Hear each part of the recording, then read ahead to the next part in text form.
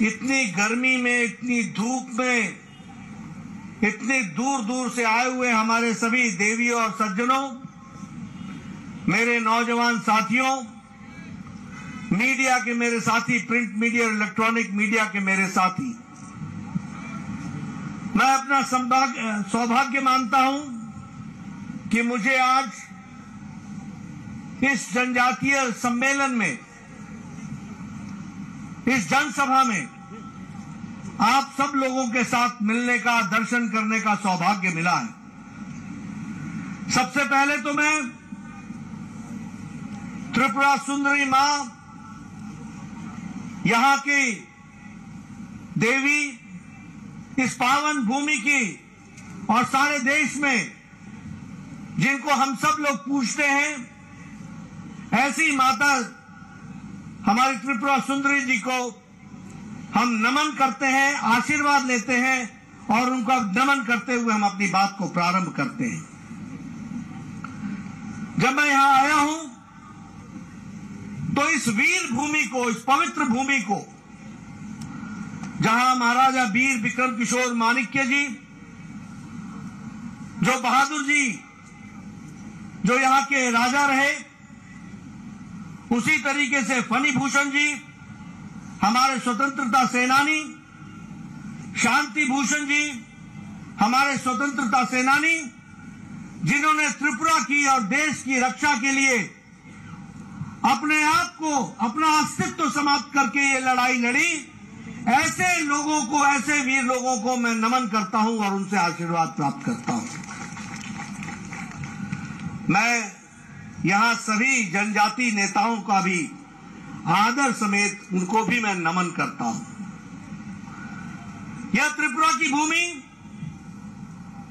जो विभिन्न जनजातियों से, लगभग 19 समुदायों से, 19 जनजातियों से त्रिपुरा प्रदेश एक तरीके से खुशहाल, आगे बढ़ने वाला, अपनी आकांक्षाओं को पूरा करते हुए आगे बढ़ने का, पहले विप्लव देव जी और मानिक शाह जी के नेतृत्व में यह प्रदेश आगे बढ़ने के लिए जो आगे बढ़ा है, ऐसी पवित्र भूमि को जहां मैं नमन करता हूं, वहीं मैं जनजातीय समुदाय को भी नमन करता हूं और आशीर्वाद लेकर के अपनी बात को प्रारंभ करता हूं।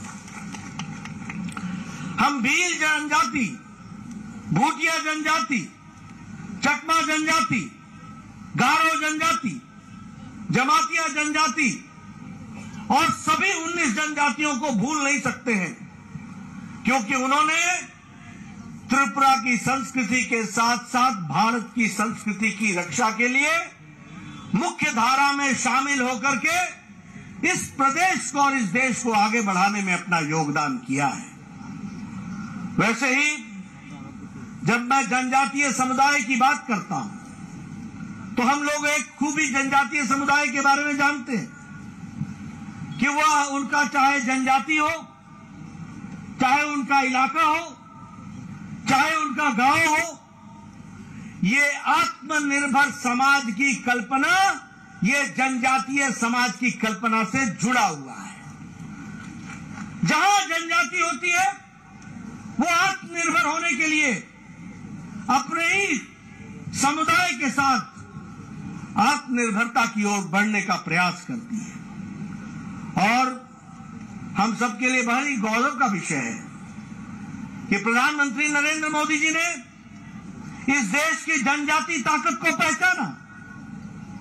भारत के यशस्वी मुख्यमंत्री ने, प्रधानमंत्री ने इस देश के जनजाति गौरव को पहचाना। यह जनजाति समाज सिर्फ देखने में सीधा साधा देशभक्ति नहीं है, यह वो समाज है जिसने जब जब इस देश पर कोई संकट आया है तो रक्षा करने के लिए जनजाति समाज हमेशा अग्रसर रहा है। ऐसे को पहचाना है तो हमारे प्रधानमंत्री मोदी जी ने पहचाना। और इसीलिए आज हम खुशी के साथ कह सकते हैं कि भारत के यशस्वी प्रधानमंत्री ने जनजाति समाज को अमृतकाल के अवसर में 75 साल की आजादी के पश्चात भारत के सर्वोच्च पद पर अगर किसी को बैठाने का काम किया है तो वो जनजाति महिला आदरणीय श्रीमती द्रौपदी मुर्मू को वहां पर सुशोभित किया है। देश के सर्वोच्च पद पर यह सबसे बड़ा सम्मान आजाद भारत में जनजाति समाज को और जनजाति समाज से निकली हुई साधारण परिवार से एक महिला जिन्होंने जीवन को कष्ट में जीते हुए भारत की मूल्य और भारत की मूल धारणाओं को अपने साथ समावेश करते हुए जीवन व्यतीत किया, ऐसे महान विभूति को भारत की राष्ट्रपति बनाने का काम यशस्वी प्रधानमंत्री ने किया और जनजाति समाज को एक स्थान देने का प्रयास हुआ है।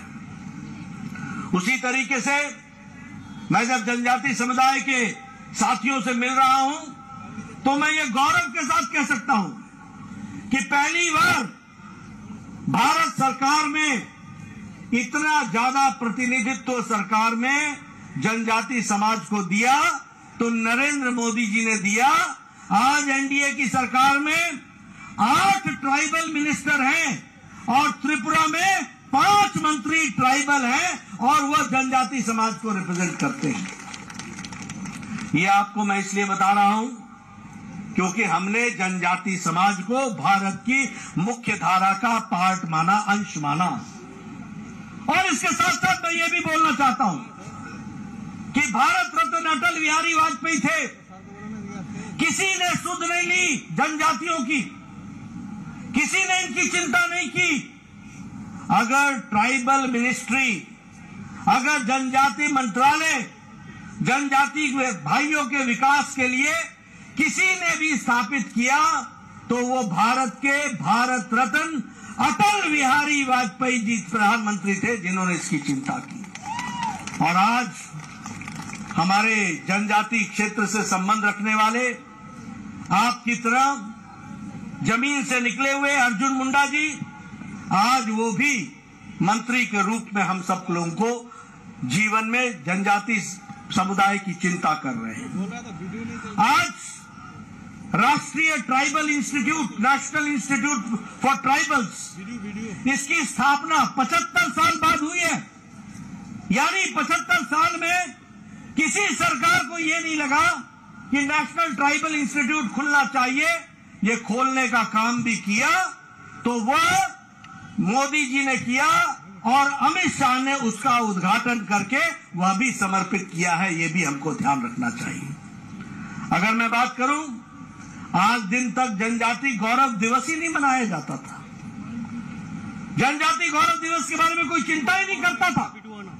पिछले साल भारत के यशस्वी प्रधानमंत्री ने हमारे यहां 15 नवंबर को भगवान बिरसा मुंडा के जन्मदिन को वह जनजाति गौरव दिवस के रूप में मनाने का निर्णय लिया और जनजाति समुदाय को गौरव प्रदान करने का मौका दिया। तो इस सरकार ने किया, ये भी हमको ध्यान में रखना चाहिए। आज जब मैं यहां आया हूं तो मुझे ये घोषणा करते हुए भी अच्छा लगता है कि भारत सरकार ने arm forces special protection act लगभग 46-66% लोगों के स्थान से उसको हटा दिया है और आपको मुख्य धारा में जीने का एक मौका मिल रहा है।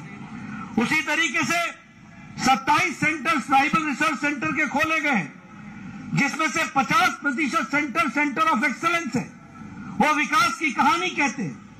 उसी तरीके से अगर हम देखें तो आज जनजाति भाइयों पर जो सीपीएम की सरकार में वायलेंस होता था वह विप्लव देव की पूर्व सरकार में और मानिक शाह जी के नेतृत्व में अब समाप्त हो गया है। अब आप शांति से जी सकते हैं, इस तरीके की व्यवस्था की गई। इसी तरीके से वामपंथियों के द्वारा जो गुंडागर्दी चलती थी, आप लोगों को तंग किया जाता था, उसको भी समाप्त करने का काम इस सरकार ने किया है। उसी तरीके से एकलव्य स्कूल, जिसमें 270 करोड़ रुपए यूपीए की सरकार खर्च करती थी, आज 1400 करोड़ रुपए भारत सरकार खर्च कर रही है और एकलव्य स्कूल को आगे बढ़ा रही है। ट्राइबल स्टूडेंट पर एक एक्सपेंडिचर जहां 11,000 करोड़ रुपए था, मैं पत्रकार मित्रों से कहूंगा कि नोट कर लें, आज उन पर 42,000 करोड़ रुपए खर्च हो रहा है। अगर मैं स्कॉलरशिप की बात करूं तो जनजातीय भाइयों को 970 करोड़ रुपए का स्कॉलरशिप मिलता था, आज 2,500 करोड़ रुपए का स्कॉलरशिप मिल रहा है। जनजातीय उपयोजना जो 21,000 करोड़ की थी वो आज 86,000 करोड़ रुपए हो गई है। जल जीवन मिशन में अगर 6.5 करोड़ लोगों को पानी दिया जा रहा है तो 1 करोड़ 20 लाख जनजाति लोग हैं जिनको पानी जल का व्यवस्था की जा रही है। यह भी हमको ध्यान रखना चाहिए। आयुष्मान भारत में जहां 11 करोड़ परिवार को स्वास्थ्य की सुविधा मिल रही है तो उसी 11 करोड़ में 50 लाख परिवार आदिवासी भाई हैं। ये भी हमको ध्यान रखना है। प्रधानमंत्री आवास योजना में अगर 1 करोड़ 70 लाख आवास आते हैं त्रिपुरा में तो उसमें से 40 लाख आवास यहां पर हम जनजाति भाइयों को दे रहे हैं। किसान सम्मान निधि में अगर 11 करोड़ रुपए दिए जाते हैं तो उस 11 करोड़ रुपए में 3 करोड़ लोग किसान सम्मान निधि में, किसान जो है वो आदिवासी है देश भर में। ये भी हमको ध्यान में रखना है। मित्रों, जल, जंगल, जमीन, स्वास्थ्य, शिक्षा, परंपरा, इसकी चिंता अगर किसी ने की है तो वो मोदी जी की सरकार ने की है। आज जनजाति के गौरव को बचाने के लिए जो जनजाति लोगों ने देश के लिए अपना योगदान किया है उसको एक तरीके से म्यूजियम के रूप में स्थापित करने का काम किया है। काशी गारो आंदोलन, बीजू आंदोलन, कौल आंदोलन, मणिपुर आंदोलन, दुर्गावती आंदोलन और रानी कमलावती का जो सैक्रिफाइस था, उनका जो योगदान था, इस पर म्यूजियम बना करके इसको भी काम में लाने का काम किया तो वो हमारी सरकार ने किया है। मित्रों, अगर हम सीपीएम की सरकार की बात करें तो उन्होंने 25 साल में जनजातियों को हमेशा उपेक्षा की दृष्टि से देखा और ये महाराजा वीर विक्रम किशोर माणिक्य जी, बहादुर जी, इनके बारे में भी अगर कोई नेशनल एयरपोर्ट बना करके उनको इज्जत देने का काम किया तो वो भी प्रधानमंत्री मोदी जी ने किया है। ये भी हमको याद रखना चाहिए। और 450 करोड़ रुपए खर्च करके नेशनल एयरपोर्ट बनाया गया है।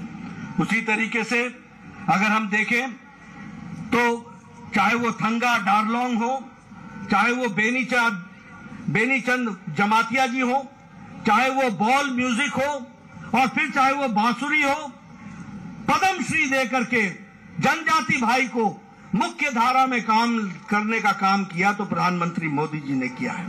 इसलिए मित्रों, मैं एक लंबी गाथा आपके सामने रख सकता हूं। जनजाति का विकास का नाम है तो उसका दूसरा नाम भारतीय जनता पार्टी है। जनजातियों के विकास का अगर दूसरा नाम है तो वो भारत के यशस्वी प्रधानमंत्री नरेंद्र मोदी है। इस बात को हमको समझना चाहिए। आप बताइए, आपके इलाके में सीपीएम के दौरान वायलेंस होता था कि नहीं होता था? अत्याचार होता था कि नहीं होता था? बताइए, अत्याचार होता था कि नहीं होता था?